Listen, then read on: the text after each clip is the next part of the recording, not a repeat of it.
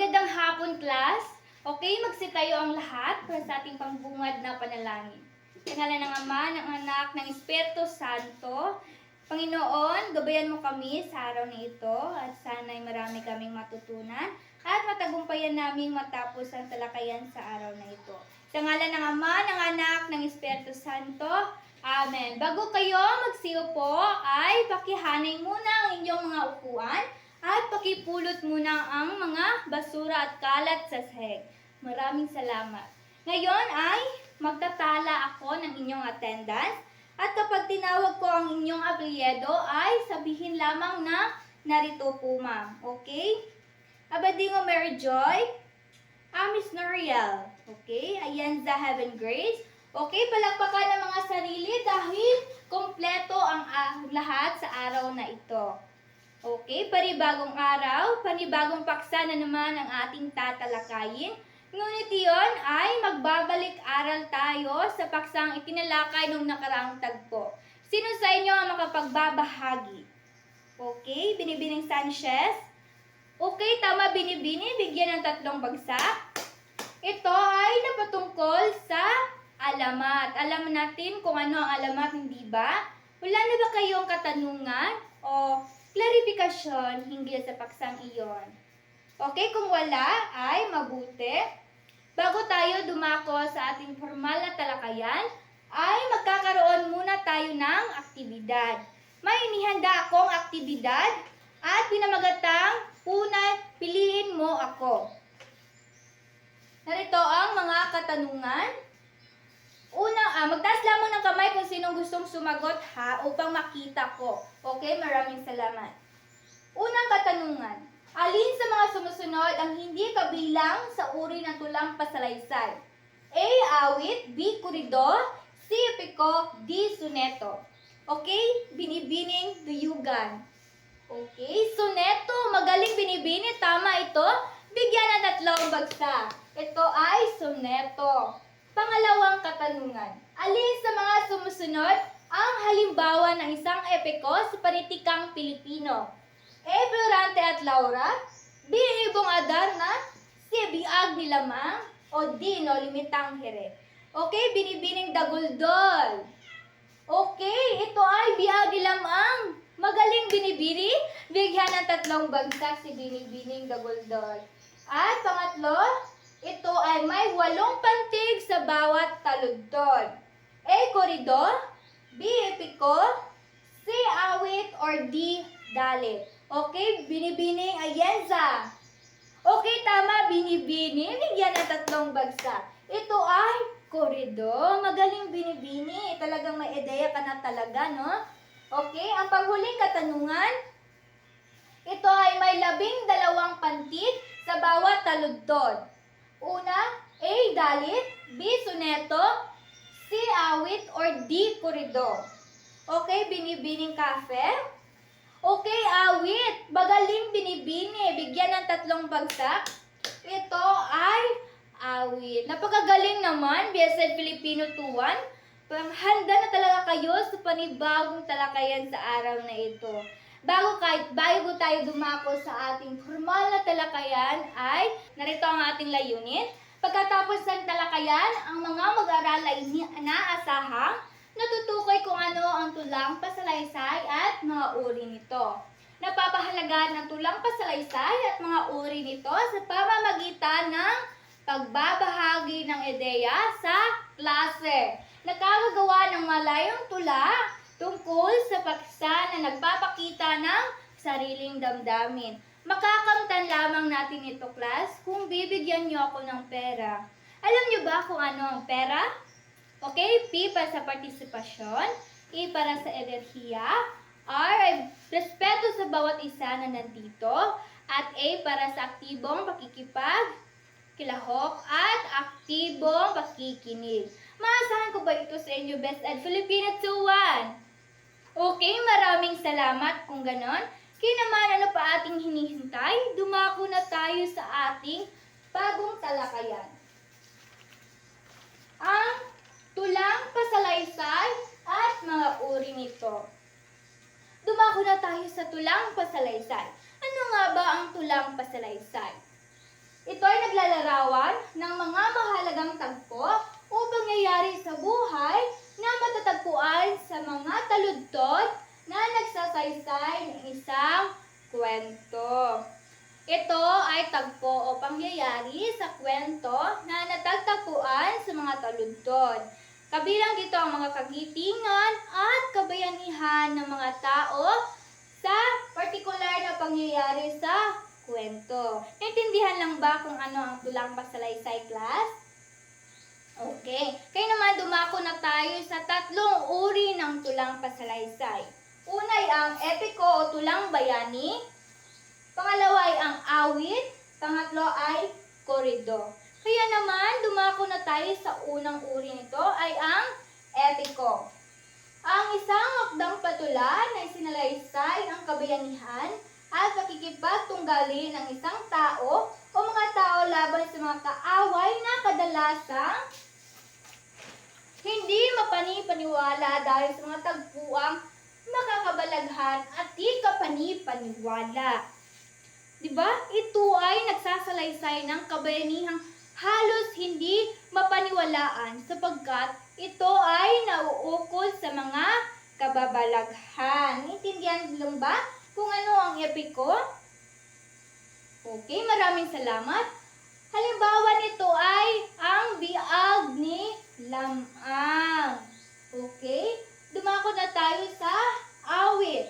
May 12 pantig sa bawat taludtod. Tulang pasalaysay na kung saan nakakatotohanan ng mga tao at maaaring maganap sa tunay na buhay ang kanilang pakikipagsapalaran. Ito ay inaawit ng mabagal o adante. Ito ay nagsasalaysay ng kabayanihan, mandirigma at larawan ng buhay. Ito ay makatotohanan sa totoong buhay. Ito ay mabagal ang paraan ng pagbigkas o himig ay tinatawag na adante. Halimbawa nito ay ang Florante at Laura ni Francisco Balagtas. Alaman natin kung kwento ng Florante at Laura, no? At buhay ni Sigismondo ni Elohuio Juan de Tondiona. Ito ay makakatotohanan at nagaganap ito sa tunay na buhay. Naintindihan lang ba kung ano ang awit? Okay, maraming salamat, class. Kaya naman dumako na tayo sa korido, ang panghuling uri ng tulang pasalaysay. Tulang pasalaysay na may kasamang kababalaghan, ang mga tauhan ay nagsasagawa ng mga bagay na di maaaring magawa sa tunay na buhay. Diba? May 8 pantig sa bawat taludtod. Diba?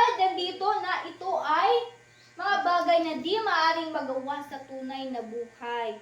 Ito ay napatungkol sa mga pananampalataya, alamat, kababalaghan, romansa, at pakikipagsapalaran. Kung sabihin nating awit, ito ay binibigkas ng mabagal o adante. At kung sasabihin naman nating korido ay ito ay mabilis ang pagbigkas o himig ay tinatawag na allegro. Naintindihan lang ba kung ano ang korido, class? Okay, may halimbawa ang korido.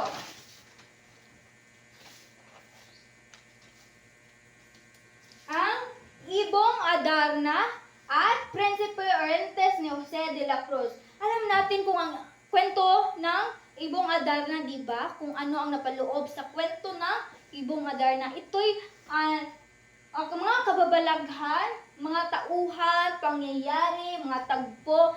Ito ay hindi maaari magawa sa tunay na buhay. Naintindihan lang ba kung ano ang korido, class? Okay, maraming salamat kung ganon. Meron pa ba kayong katanungan o klarifikasyon hinggil sa paksang ating itinalakay ngayong araw? Okay, kung wala ay ako ang magtatanong. Bakit mahalaga na malaman at pag-aralan ang tulang pasalaysay at mga uri nito bilang isang guro sa hinaharap? Magtaas lamang ng kamay kung sinong gustong sumagot. Kung wala ay magtatawag ako. Okay, Binibining Estorba. Okay. Magaling bigyan ng 3 bagsak sa 2-3. Magaling binibini, no? Tama, ito'y mahalaga upang mapanatili at maipasa natin sa mga kabataan ang mayamang kulturang Pilipino.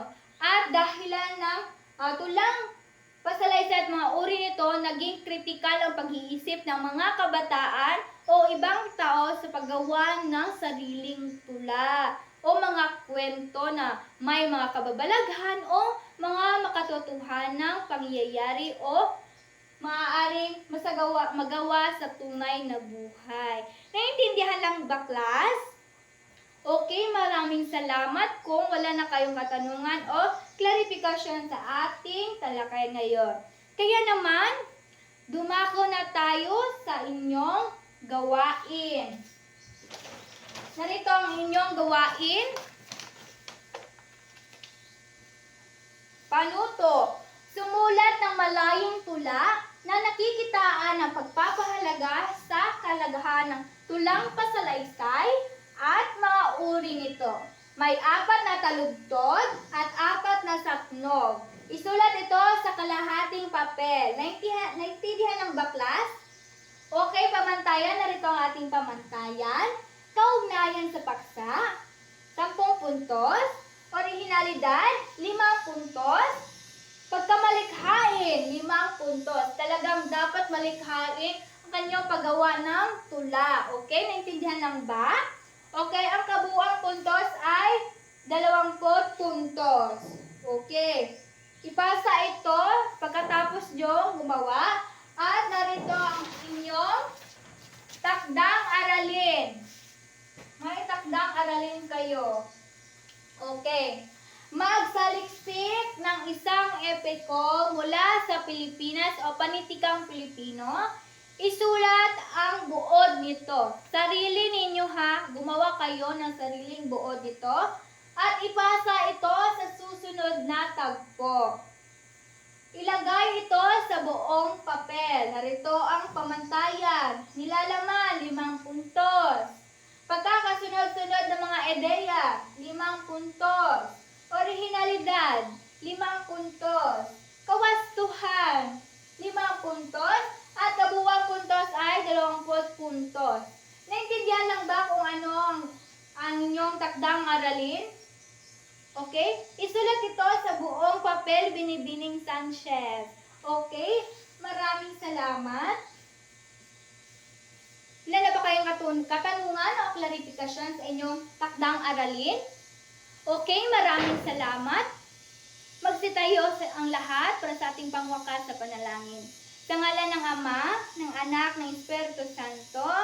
Amen. Magandang araw at maraming salamat class sa inyong aktibong partisipasyon at talagang napakahusay ninyo sa klaseng ito. Napahanga ako sa inyong mga angking talino at talagang magaling kayong lahat. Palakpakan ng mga sarili.